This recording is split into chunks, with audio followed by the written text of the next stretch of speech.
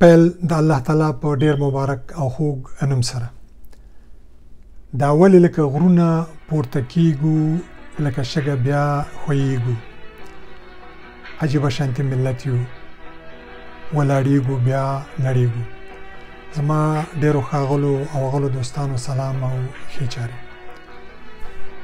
د ملي محور لرل او په هغه باندې راټولېدل د یو هیواد ټولنې او سیاسي بهیر لپاره څومره اړین دي، د همدې موضوع سره ستاسو په خدمت کې یم. د پیرنګیانو د واکمنۍ په تاریخ کې یو هندو پنجابي او دوه مسلمانو پنجابیانو داسې سیاسي معجزې نندارې ته وړاندې کړې چې د بالیوډ په فلمونو کې هم چا ننداره نه وه کړې او نه لیدلې.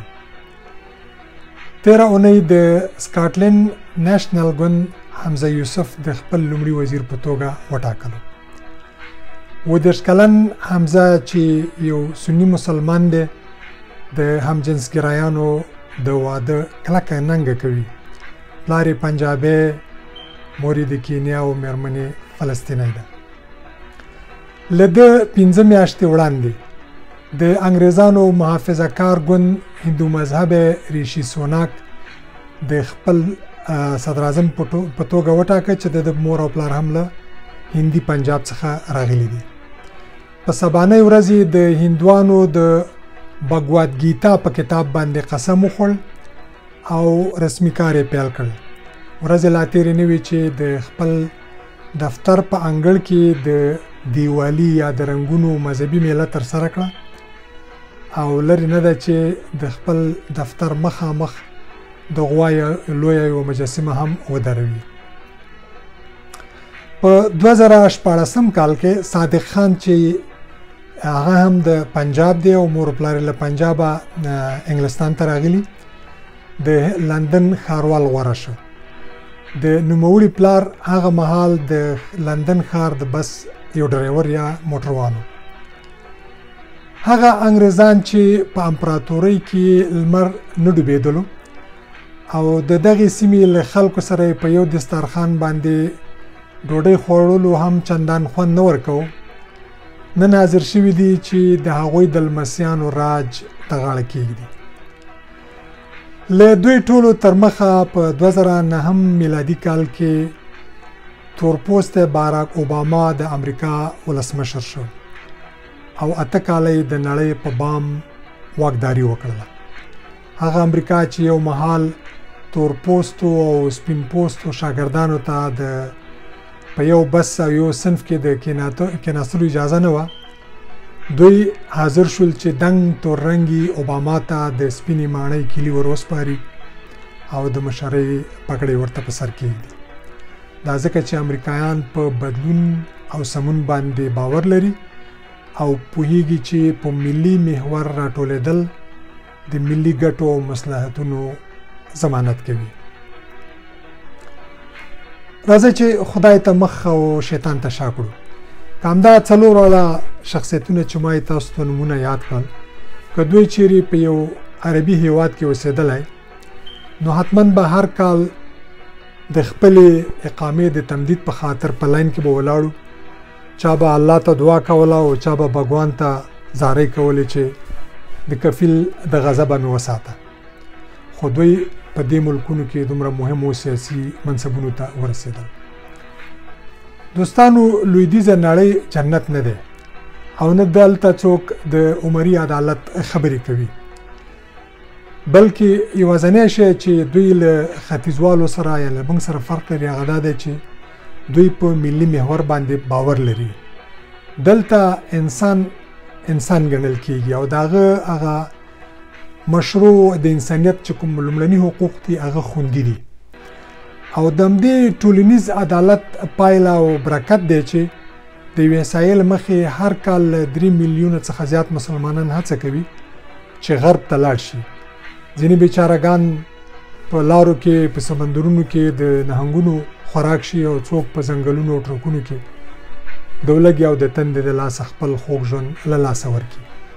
کوټلې خبره همدا ده چې موږ ملي محور، ملي ګټو او ملي ارزښتونو ته چندان ارزښت نه ورکوو په همدې یوې پیړۍ کې مو خپله ملي اردو 3 ځلې ړنګه کړه او د وارد شوو ایډیالوژیو او ازمونو په تنور کې مو خپل ولس ورید کړ.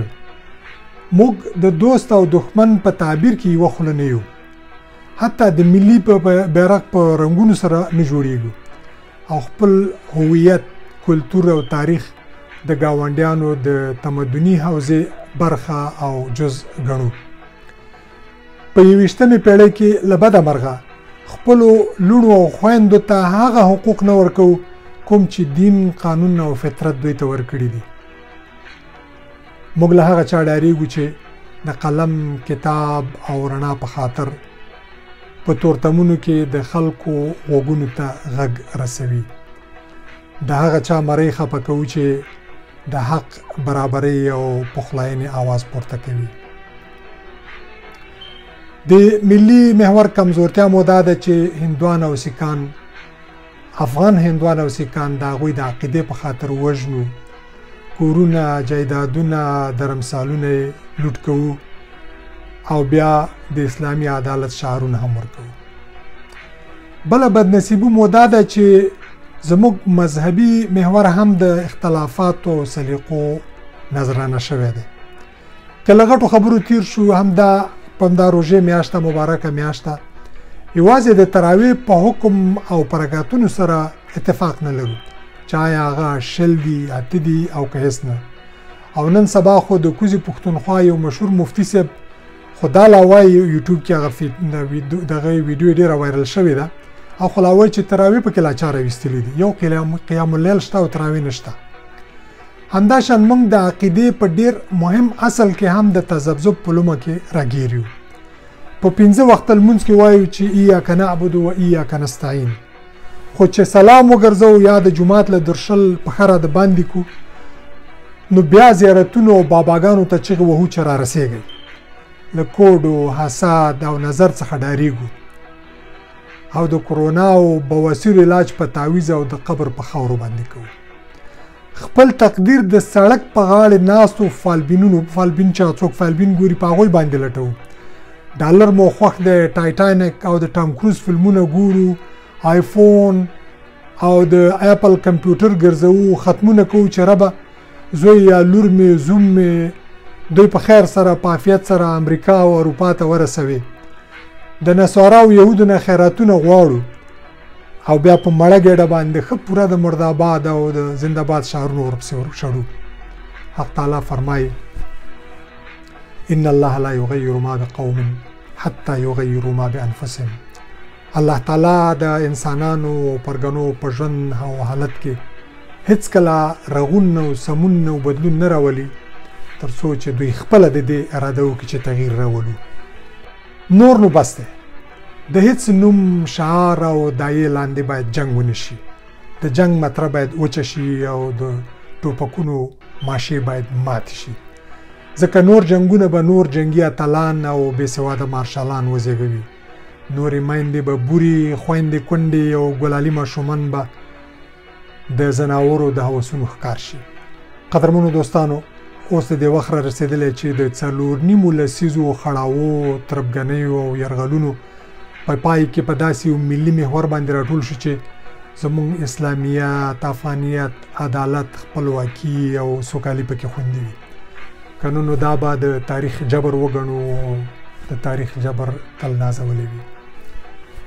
دوستانو، هیله مند یم چې تاسو به زما دا ویډیو په فیسبوک کې له خپلو دوستانو سره شریکه کړئ او همدارنګه به زما د یوټیوب چینل در سره سبسکرایب کړئ تر څو دا پیغام له نورو سره شریک شي. په همدې هیله په رب سپارلي او روژې قبولې.